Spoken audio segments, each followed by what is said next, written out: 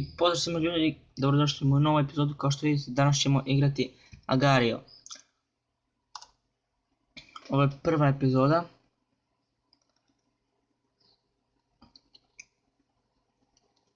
Op, ima ih dosta ovdje.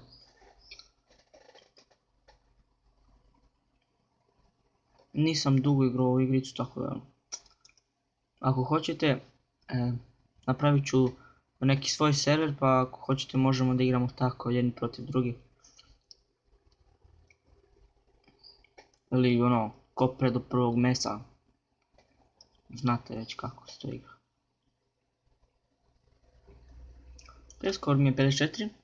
U ovoj epizodi mi je cilj da stignem barem do 500 ovih.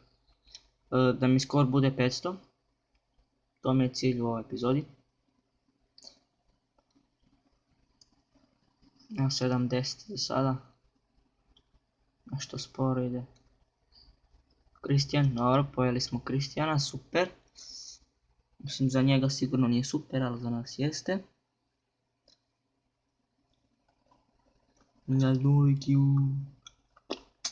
Osmica, dođe osmica. Šta mislite, da li mogu da pojedem ovu osmicu? Ja mislim da mogu. Feed me please. Kako ćete jedan kad nisam dovoljno veliki. Ne. Tu si našao da staneš sada. Ne, fuck. Zezno mi lik. Ne. Ne, fuck. Nema veze, idemo ponovo.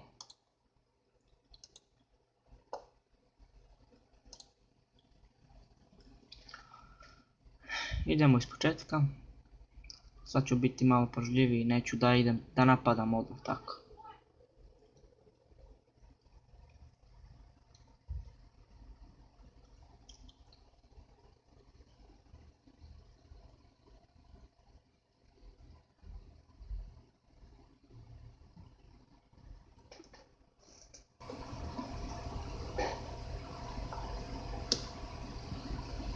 Ne, fuck.